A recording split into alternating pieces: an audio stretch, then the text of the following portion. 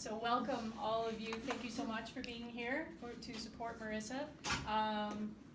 The way that this is, I'm Dr. Lowe, I'm her co-chair with Dr. Corkill, and she was going to say that here in a minute, but the way I wanted to give you all a little instruction in case this is your first.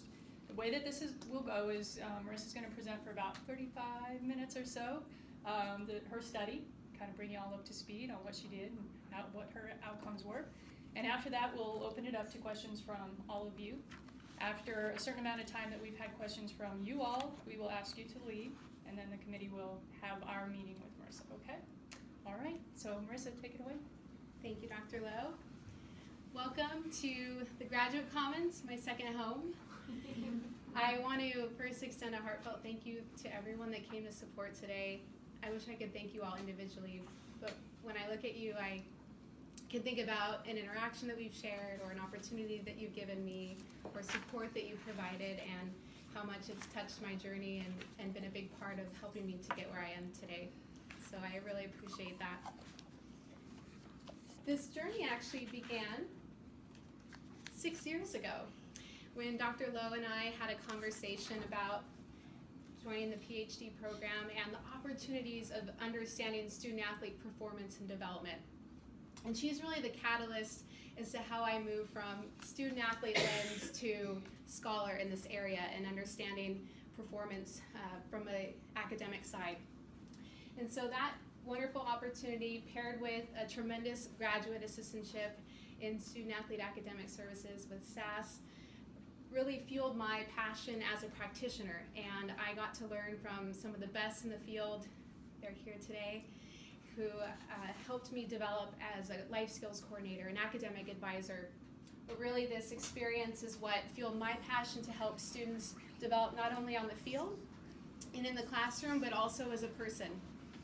And I'll forever be grateful for that. And then this last year I had a great opportunity to be a teaching assistant in our department, and one of those experiences was assisting Dr. Lowe with her Intercollegiate Athletic Administration course and teaching future higher education leaders who are aspiring to be intercollegiate athletic administrators potentially. So it was a synergy of these experiences that really led to how I arrived here today and how this project came to fruition. And it absolutely would not have come to fruition if not for my committee, and especially my co-chairs, Dr. Lowe and Dr. Corkill, who have been absolutely tremendous for me, who are experts in what they do and have guided this entire process. And I have a lot of thank yous that I'll get to say to them after. I have a limited amount of time, so I also want to thank Dr. Rosser for her student support and always being an advocate of my success, and then Dr. Farr as well for our interactions and for being willing to step in, for Dr. Guadagnoli and Dr. Martinez, who I'd also like to acknowledge as committee members that helped this project come to fruition as well. This is an overview of where we're headed today. I'll give you a little background. My committee is really familiar with the study, so we'll spend most of the time on the results and the discussion. The student-athlete success literature is rich, and I'll try to condense it in that academic performance is typically measured by graduation rates and GPA. Athletic performance, on the other hand, is not as well defined. We use athletic traits such as identity or motivation to understand athletic performance, but it's still an area that needs further development. The factors that contribute to or influence student-athlete performance can be organized under these lenses. And so pre-college factors such as GPA or standardized test scores, external factors that inhibit or contribute to performance like scholarship or policy implications, and then internal factors such as psychological traits or personality traits among student-athletes and examining performance. However, this is an area that needs further work because this is the area that we can actually affect as practitioners and as faculty and helping develop the student throughout their higher education experience. So this is how the frameworks came to fruition. Mindset is psychologically based by Carol Dweck, where we can have a growth mindset or a fixed mindset about our abilities, essentially how we see ourselves through that lens. Personal growth initiative is our active engagement and seeking out behaviors that are going to help us grow as individuals. And then student-athlete experiences, and that helps quantify the academic, social, and everyday experiences of student-athletes on campus.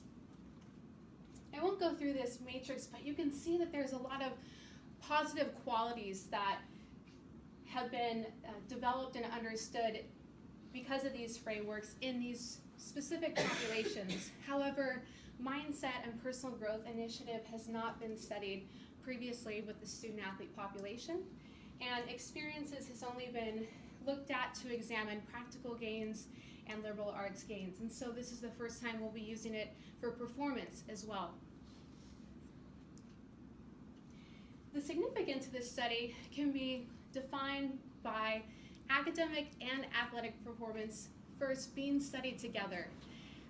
The literature tends to examine these entities independent of one another. That's problematic because we expect the student athlete to excel not only in the classroom but on the playing field as well.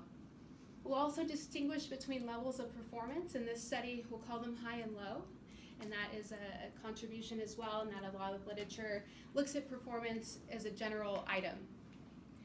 The focus on internal factors and these frameworks within this population is another significant of this study, and then we'll also be looking at the athletic performance metric that was piloted for use in this study. The research question: how do academic and athletic performers of various ability levels differ on academic and athletic mindset, personal growth initiative, and academic, social, and everyday experiences? So I want to talk a little bit about the process. The data collection took place over 13 long weeks. It was more challenging than I expected it to be, and I want to acknowledge the practitioners and administrators in this room who contributed to that process and really helped make this possible for me. I'm very, very appreciative. We worked with 6 institutions because it was very important that we look beyond one school and try to make this study as generalizable as possible. The distribution materials were sent out electronically as well as hard copies, and that included a video of me explaining the study to try to create a personal touch, thanks to Dr. Corkill's idea. The study flyer, which I don't think got much return on investment, evidenced by all the tabs still being in place when I would walk by. And then the email to student athletes. Those materials were sent out over the course of the semester, which was a challenge for me because I had to ask for that help, and I'm so grateful for the administrators again who assisted me in this process. We went back to the drawing board because we wanted more participation, and so we went through an IRB modification and piloted new ways to reach the students, including a text message, an email straight to coaches that could be sent on, and a paper and pencil version of the survey, so it would also be accessible that way. The compensation items were sent out, including a randomized raffle that rewarded students from various institutions with an Amazon gift card for their participation, community service credit, where I took the number of participants and multiplied that by the time on task and allocated an hour amount that could be used towards Mountain West and Pac-12 community service competitions. And then success tips based on the study that will go out to the students who opted in, as well as the administrators that I worked with.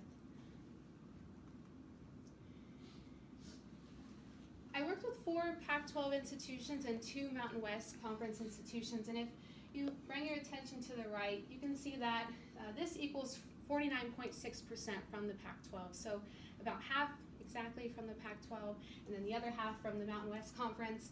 And then we had some really eager students who came across my survey link from schools in the South, and they took the survey as well, and they're denoted at the bottom. If you focus your attention on the percentages, this is the percent of students from my study in terms of sport representation, and we went ahead and compared that to the Pac-12 and Mountain West Conference representation just to again show this generalizability. And I went ahead and put check marks next to the sports where at least 60% representation was met compared to the Pac-12 and the Mountain West. The participants were of primarily junior and senior standing. with some postgraduate presence as well. And that was because we wanted students with the greatest credentials academically and athletically who were well into their career. We ended up taking the few sophomores that participated academically but not athletically because they wouldn't have had as many opportunities to earn points on the athletic performance metric. So this sample of 331 student athletes came with a wealth of majors, and I just want to point your attention to the top 5 on the right. The first most represented was business. The second was health sciences. The third was social sciences. Fourth was liberal arts, and fifth was communications. If you focus your attention on the percentages here, that's the percent of participants who identified with that description, which is language that the NCAA uses. And I went ahead and put check marks next to the ethnicities that have at least 60% representation as compared to the Pac-12 and Mountain West Conference. Getting into the statistical analysis, so academic performance was quantified by cumulative GPA. The mean GPA was 3.272 on a range from 1.97 to 4.0. We did frequency distributions and were able to determine the 33rd and 67th percentiles and where the GPAs fell. And so the lower third went from a 0 to a 3.1 GPA, upper third 3.521 to 4.0, and then we didn't use the middle third so that we could really differentiate between high and low levels of performance. The process of creating the athletic performance metric, I went ahead and pulled the items from the literature that are used most commonly to assess or look at athletic performance. And then we went with an expert panel nationally and asked experts in this field, intercollegiate athletics, higher education, to please rate the item in terms of what is most important to quantify athletic performance, and also to provide item feedback on the different responses. From there, I employed 2 different scoring methods a total of 4 times to determine the item ranking. And the great thing about using multiple methods was that it provided continuity and it was consistent across the board as to what items rose to the top for quantifying athletic performance. And that was athletic awards like All-American, All-Conference. Second, roster status, first or second team. Third was how they rated themselves in terms of reaching their potential on a scale of 1 to 100. Fourth was postseason, and fifth was scholarship. From there, point values were assigned on a scale from 0 to 10 for each of the item responses in order to create an equidistant measure. And then from there, emphasis points were also assigned to ensure that athletic awards was receiving the greatest emphasis for points all the way down to scholarship. Similar to the academic performance method, we have a mean GPA of 133.45 on a scale from 0 to 260.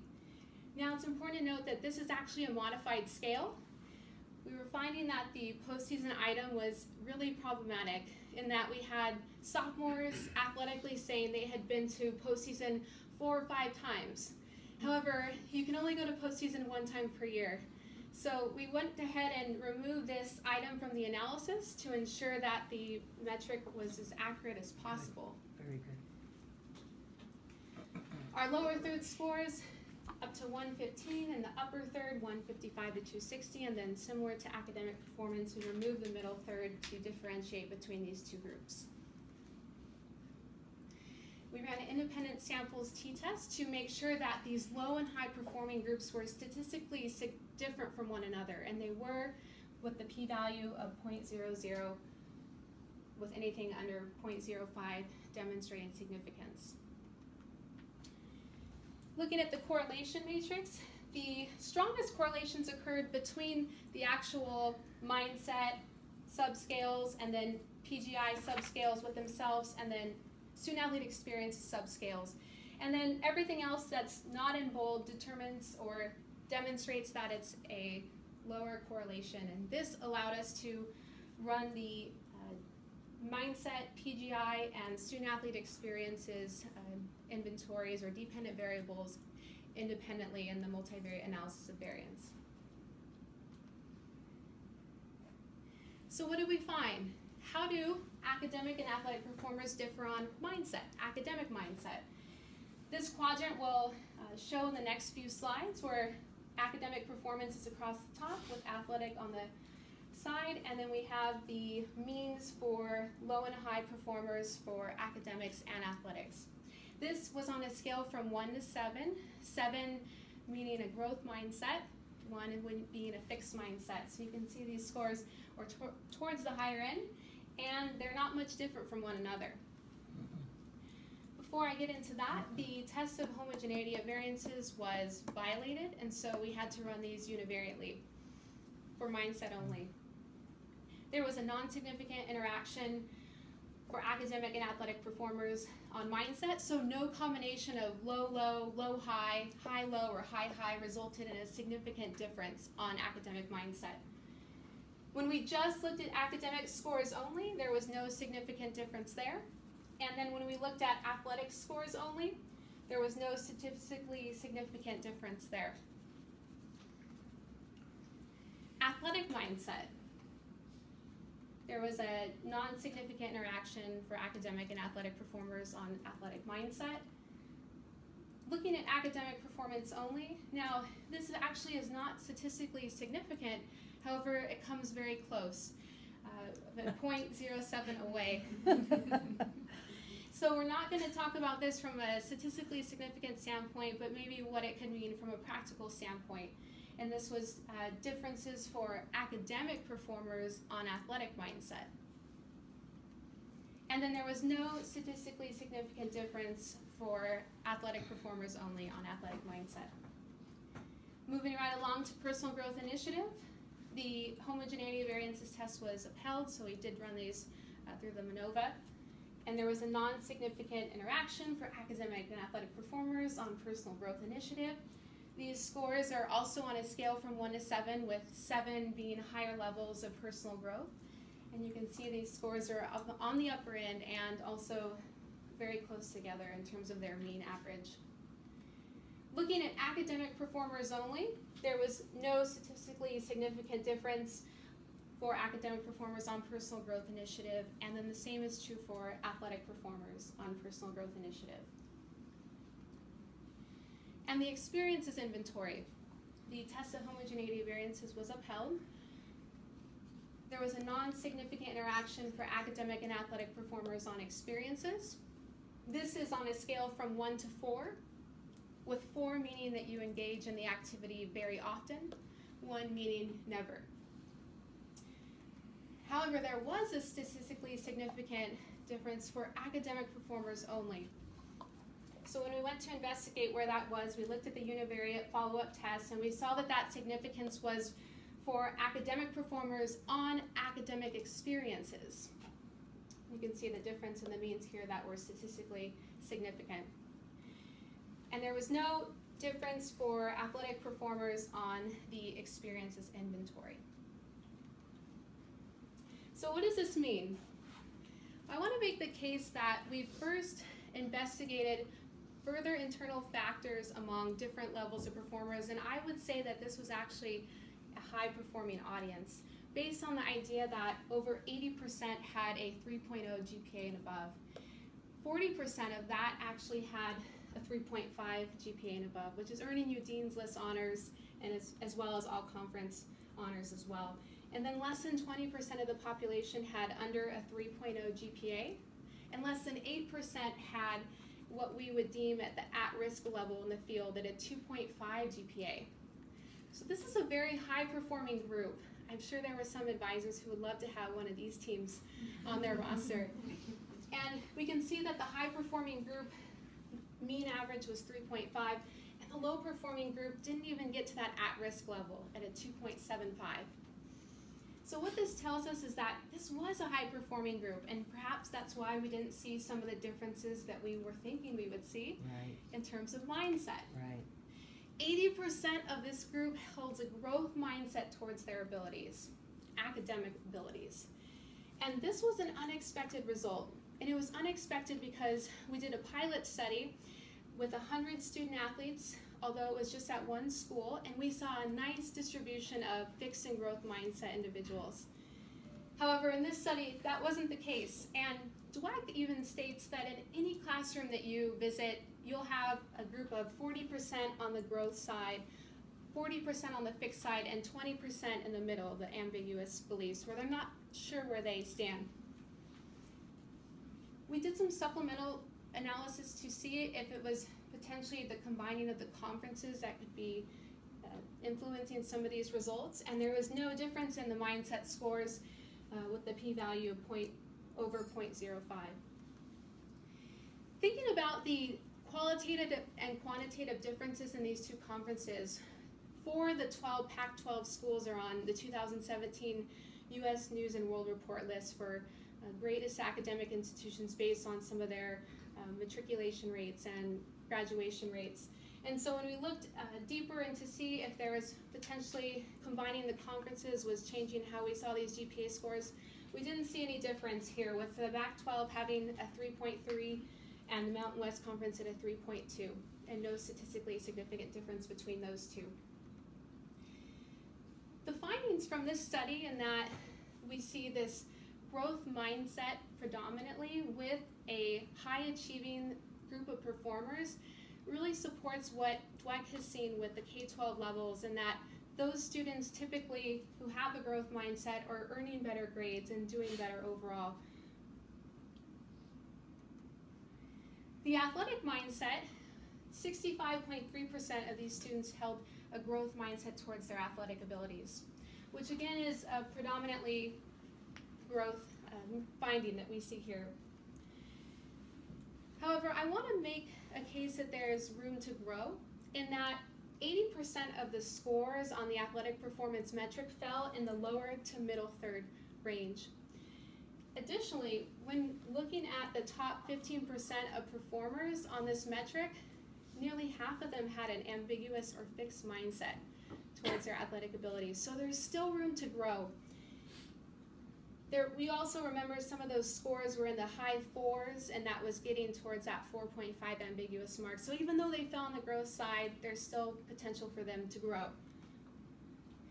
There tends to be this emphasis on low performers throughout the literature, and understandably so, but it's important to think about those that are sort of in the middle and on the brink of reaching that next level in their potential, and how we could potentially support them as well. Even though not always realistic, it's just something to think about with some of these findings. Dweck states that there are a lot of athletes. Think about an athlete that you might know who has all the skills. They wake up in the morning, they head to practice, and they just have it. But potentially when it comes to coachability, they're not really receptive, or they don't take feedback or criticism very well. They're more about themselves than the team. Those are fixed mindset qualities that we might be seeing among these elite performers. So it's important to continue understanding this college level and elite population, as we know that mindset has become extremely commercialized. The world champion Cubs mental skills coach says that mindset is the indoctrination into their organization. However, we don't know empirically where these elite performers stand in terms of their mindset, and so this was an attempt to dig into that a little further. And then that interesting finding that wasn't statistically significant but could have practical implication is that low academic performers are tending to gravitate towards a higher athletic mindset, growth athletic mindset. And looking back at the literature, there's a lot of work done, and we know this anecdotally, but there's also research that supports that athletics often is the priority, and that restricts the academic experience. Male student athletes, from a research standpoint, when they feel they have more to gain from performing on the athletic side, they're going to put more effort into that arena. And female student athletes have come into the higher education setting with some idealistic expectations of what to expect, and then had to transition some of those focus away to the athletic side. And a lot of this has to do with the peer group influence as well, and what the coaches and the pulse of the group values and how much they value maybe the precedence on the athletic side. Also want to point out that student athletes are required to spend hours each day performing their athletic craft with some of the best coaches in the nation, and they get to develop that craft day in and day out. However, in American higher education, we just don't have the opportunity for faculty to be able to spend those hours every single day developing that student on the academic side. So it makes sense that potentially they are seeing themselves as able to improve more on the athletic side because of that individualized coaching versus on the academic side. Personal growth initiative, there were high levels demonstrated among this audience. We can look back to chapter 2 and see that, which is a literature review, that there's a lot of work there how athletic performance does enhance some of these intangible qualities and characteristics simply by being involved. Leadership skills, short and long-term goal setting, motivation. So that can help us understand why we might have seen these higher levels and lack of differences between the high and low performers. Within the literature, there are a lot of connections made between some of the characteristics of mindset and the characteristics of personal growth initiative, with a higher correlational relationship at 0.50, with 1 being the strongest. However, in this study, mindset and PGI actually had a low correlation. And so this suggests that we could potentially look at these variables independent of one another and that they may be measuring different psychological traits. Agree. Using resources ranked the lowest, and this had statistical significance as well, but this is something that might not come as a surprise, knowing that student athletes have a difficult time, based on the literature, branching outside of their individual athletic realm, especially when it comes to mental health services and wellness services, and they tend to stay into that athletic setting. So interesting that the observation was this was the lowest subscale of the 4. And then looking at our final dependent variable, academic, social, and everyday experiences. This was the one significant finding that we saw statistically, in that higher academic performers tend to have a greater number of academic experiences. I want to point out, you can see the differences in the high and low performing group with that scale of 1 to 4, and 4 being very often engaging in those activities. But these activities are very individualized. They're going to the library, they're following up on a research article from class, they're doing these very self-reliant activities on their own, these high performers. And so thinking about that from a low performer standpoint, how we can continue to create environments to facilitate lower performers having more of those independent academic experiences. Faculty interaction was within that as well, which we know is a tremendous source of performance and retention rates with that student-to-faculty contact and meaningful interaction. Now, even though social interactions wasn't statistically significant, the scores and the means are pretty similar, and this was on a 40-point scale. And so you could interpret this like high academic performers are maximizing about 65% of the possible academic and social experiences based on this study. So they are working with people outside of their immediate group. The inventory kept saying with another student. Only one reference was made to somebody in the athletic realm, and so we can see from this population that this group is having those interactions with the higher education community and campus, and becoming involved with individuals outside their immediate team or support group.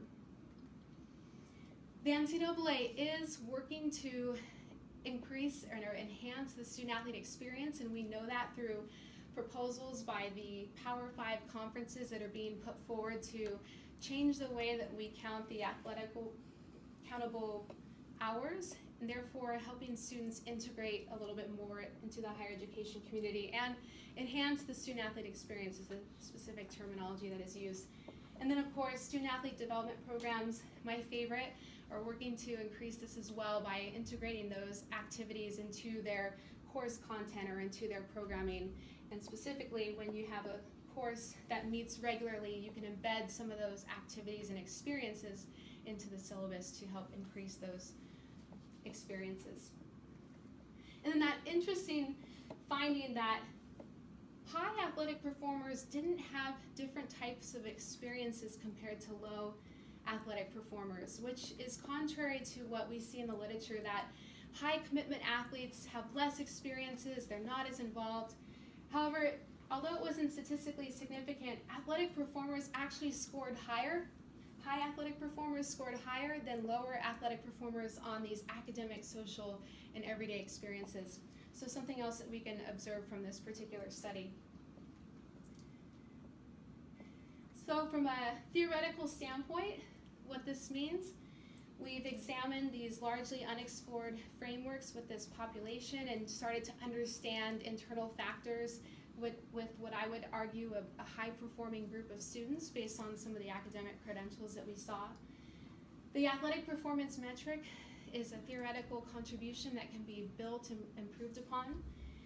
And then we worked really hard to make this study on a larger scale, and so we can assume that we might see some of these findings among Division I student athletes from other institutions outside the Pacific and North regions, as well as the Rocky Mountain regions. From a practical standpoint, there's incentives that have been implemented to incentivize, for example, the academic progress rate for academic advisors. We'll see that in the coming years. And we know that regardless of what we do, performance matters. We expect students to perform both academically and athletically. Performance matters for all of us in our respective positions. And so it's important that we continue to explore these internal traits and characteristics that we can develop and facilitate in students to potentially see changes in performance.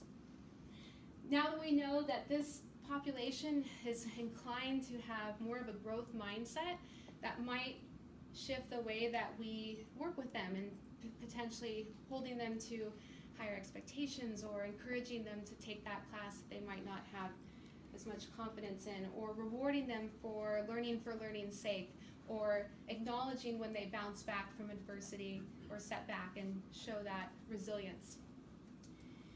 This study also supports the value of experiences and how important they are for our student athletes academically and socially especially.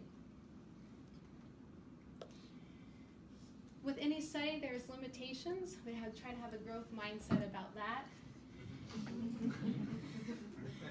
This was a very high-performing audience. Even though we worked hard to get as many students as we could, we saw that this was a high-performing group, and so I'm not sure how much differentiation was there between the high and low-performing groups because of that high population. And from a research standpoint, the literature does support the idea that students with higher GPAs are more likely to participate in those activities. They're more likely to do that extra credit that they might not need. And we know from the literature that low performers might have a tendency to inflate their GPA. So these are things to think about and potential limitations of the study. We could consider self-reported GPA a limitation.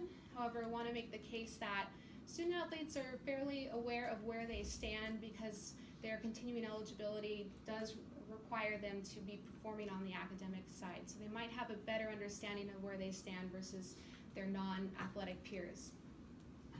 And then with any inventory that's measuring attitudes or behaviors, there's that tendency to want to appear more desirable, and the likability might increase, so that could be a limitation of this study as well. With this new metric that was piloted, we want to continue to expand and build on this, and a couple of ways we do that is fix that problematic postseason item.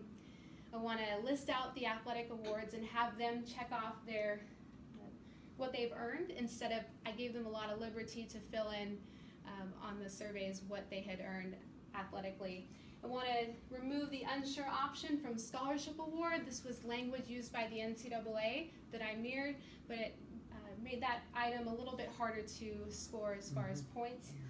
And just knowing that this is a snapshot in time of where that performer is in their career. And so it doesn't account for some of those extraneous circumstances or hardships academically or personally that can come about. And going from here, which I'm very excited about, We want to build on that athletic performance metric and continue to examine how can we quantify athletic performance in higher education? How do we do that? Irrespective of sport, what is it that we can use to compare performers to one another on the athletic side? So I want to build on this metric. I also think that we can work on a more longitudinal basis. This study was very exploratory and cross-sectional in nature, and then it happened at one point in time. And so looking at these traits over time, as well as their performance credentials and any shifts, could be a future study possibility. Dweck also states that athletic mindset, as far as the interventions available, has not been conducted on the athletic side. It's been primarily on the academic side in terms of moving athletes or students from a fixed to a growth mindset. We might want to consider a metric specifically for these elite performers to measure mindset, because we've seen that this population does have a tendency to demonstrate that growth mindset, and they've gone through multiple iterations of their careers to get to this top level. So it does make sense that we're seeing more of a predominantly mindset among this group of students. And then potentially adding a coach's rating, which would triangulate and mirror more of a 360-degree evaluation. We explored that in this study. However, the IRB thought it would be problematic if for any reason those coaches' ratings of their athletes were to get out, and it could potentially implicate those that are working or striving towards playing at the next level. And then we want to find a way to incorporate those underclassmen and get them early on in their career, where their developmental stages are occurring a little bit before those upperclassmen, and potentially make differences or examine differences between sport type, gender, high profile versus low profile sports, and working towards making different comparisons in those analyses. So I'm very grateful to have spent so much time and energy on something I'm so wildly passionate about, and at this time I welcome your questions and any feedback.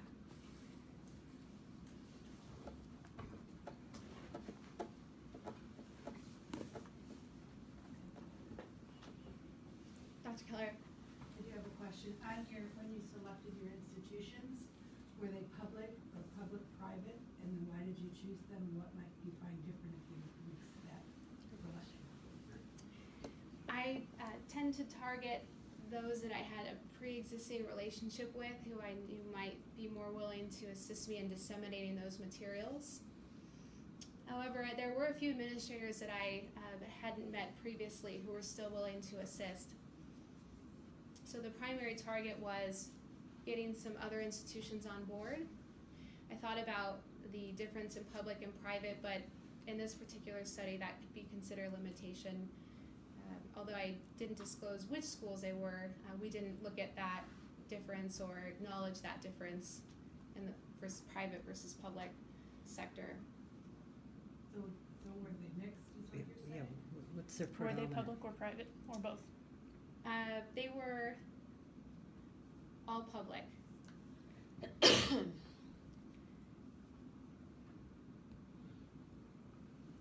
Is there another academic measure that's popular in literature other than GPA? Maybe like credits completed, credits attempted, to get a different metric? That it tends to be GPA and graduation rates primarily. Sometimes academic awards are asked, and we did ask that, and 65% of this group had earned academic awards. But there's a strong correlation between academic awards and GPA, so it doesn't really tell us that much different, which is why we just focused on GPA as that credential. But I understand what you're thinking in terms of other ways to examine performance levels. Does your chapter 2 look at any of the theories on motivation for performance from the student athletes? There's some on that, yes. I tried to pull as much as I could. I got to look at that literature for many years, which is great. And there is some studies, yes, on academic motivation. Dr. Van Reenen comes to mind as one of those scholars. But surprisingly, there aren't follow-up studies or things that we're doing to maybe use that information from more of a practical standpoint. I was interested in the slide you had about high athletic performers and experiences. What was that again? It was Was it that we didn't see that high athletic performers had differences in their academic experiences? I think that might have been it. Anyway, I wonder if you get into any reasons why that might be the case, or if you. Well, I have some speculations. I don't know if I can project those, if that's appropriate. But Yeah, it's fine. I know that it is contrary to what's typical in that we see, or it's thought of that high commitment athletes have less of that overall experience. But surprisingly, they scored higher on each of those areas compared to the low athletic performers. So perhaps like the well-rounded athlete, the complete athlete who's immersing themselves in that higher education experience and having a more fulfilled and potentially expanded experience, if you will, could potentially contribute to some of that fulfillment or positive energy or gains on the athletic side. Marissa, just in general, I'm curious, excuse me, what was your aha moment of this whole thing? Like when you're going through all this research and you're looking at the data, and was there one specific thing that stood out to you? I mean, obviously being an All-American and an accomplished student athlete, was there something that surprised you or made you really feel passionate about this research? This challenged me a lot because I was expecting for us to see a lot more differences in high and low performers. So I had to learn how to detach. Still learning. So that was a big thing. I thought we would see that these high performers, definitely have more of a growth mindset and that personal growth initiative. And the fact that we didn't see those differences probably was my biggest surprise there. And the excitement comes from the idea that the mindset interventions and personal growth interventions that have been done and finding ways to increase experiences, those are things that we can actually work to do and build in based on some of what we see. So the excitement for me comes from the idea of conducting research that could potentially inform programming and inform our work as practitioners. So I like the scholar practitioner approach, and that was something I tried to take on in this particular study. Did they list the student athlete experiences that were positive, and if so, can we steal some of them? If you get dizzy, you want to turn away. So I'm gonna run through and show the actual items. That does Almost make there. She's not kidding. This thing drives me nuts. These were some of the academic experiences, so they're really self-driven and self-reliant. They're doing these things on their own. There's some that include the professor seeking that feedback.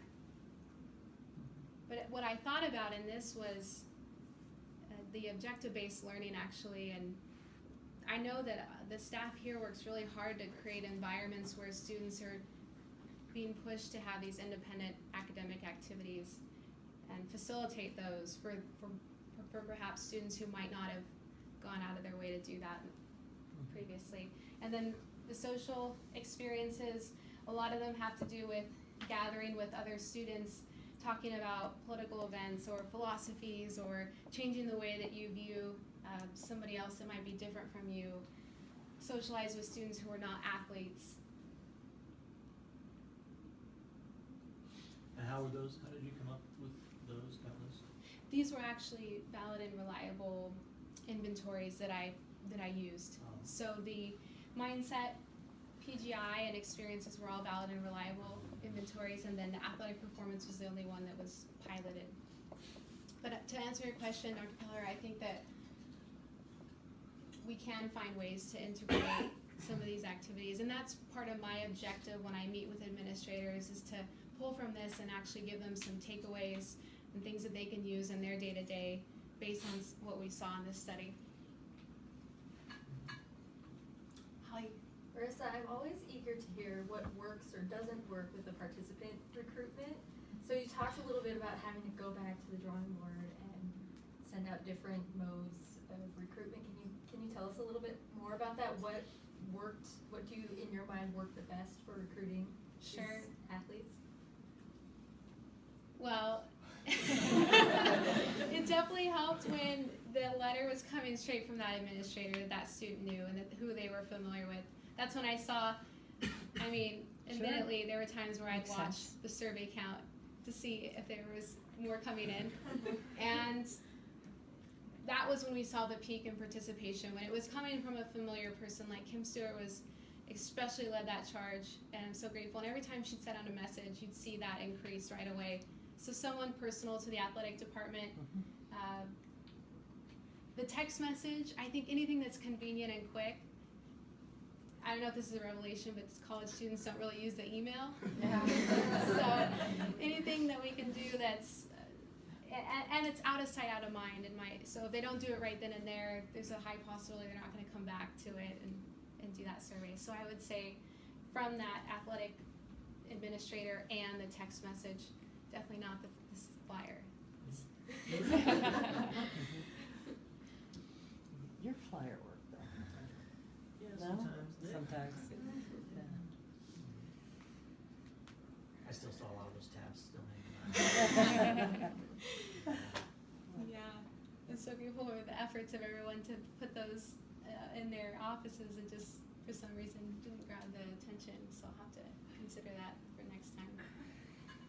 I City? will say that I do see students take pictures of things I was instead of gonna say ripping that, off yeah. a tab. They're like, oh, I'm gonna take a picture of this. Ah. So don't There feel you go. guilty.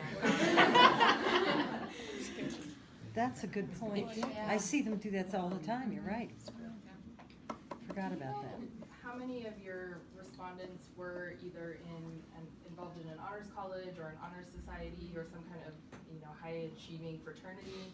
Yeah. Because that could really affect, the social inventory and the academic inventory because they're, well, first of all, if you're in honors classes, you are going to have to go to the library and research things because your classes will force you to, Sure.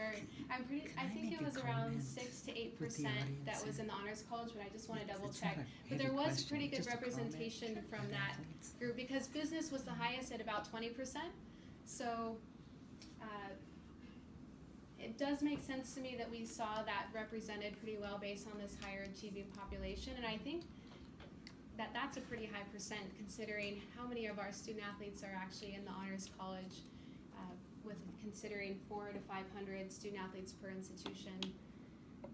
I was gonna get that exact number.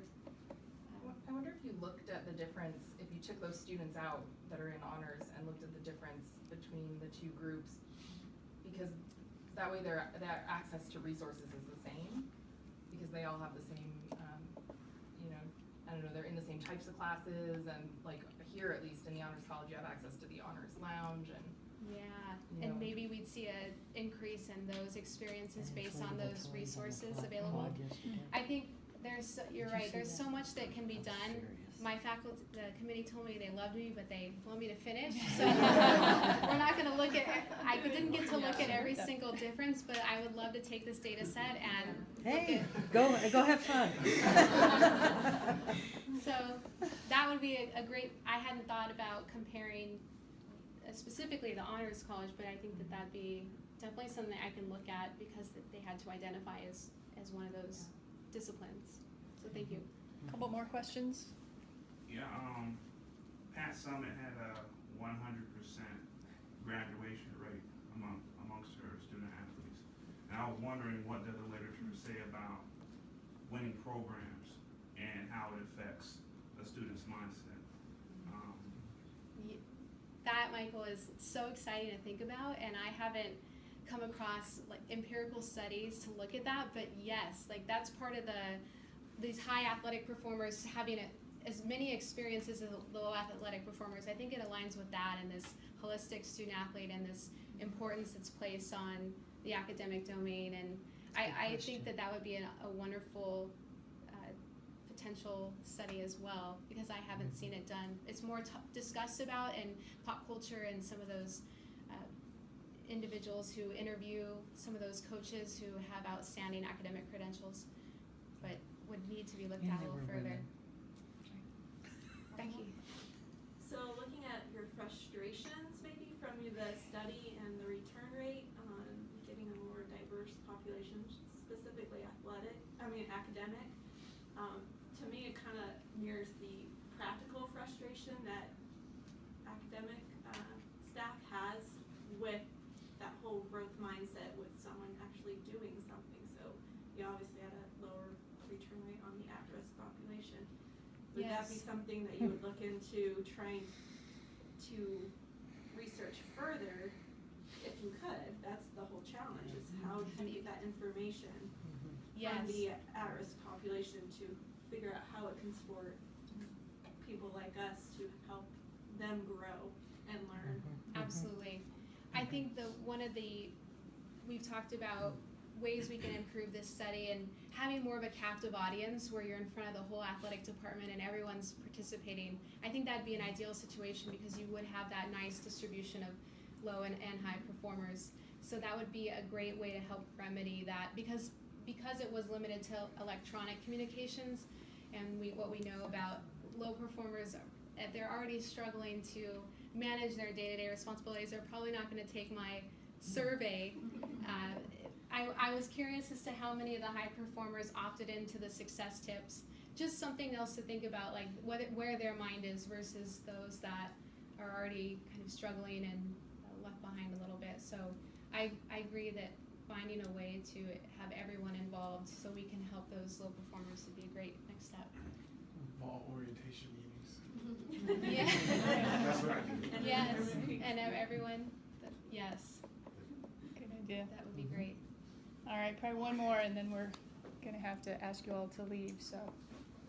Go ahead, Rebecca. I'm just gonna throw a random thought, idea out there, because I'm thinking about all this, and I know that athletes tend to do much better in professional programs like law school, med school, and there's differing opinion as to why that is, but I also know that a lot of folks who do academic support in law schools and med schools talk about mindset and trying to teach a growth mindset. So I think there could be some interesting opportunities there for you of looking at athletes after their undergraduate experience, perhaps in a law school environment or medical school environment, where you talk about that, they But they're already reflect high upon those things performers. to get more rich data, and to also, try out your metric there and see how they would relate to that more in a reflective standpoint. So I just throw that out there as a Sure. possible course to consider. Yeah, that's a great thought. Joe, did you have one last thought? So is this the first study to use athletic and academic performances compared with the growth mindset as a framework? It is. That's so awesome. Yes, right? Thank you. We appreciate that. Yeah. Thank you, Dr. Irvin.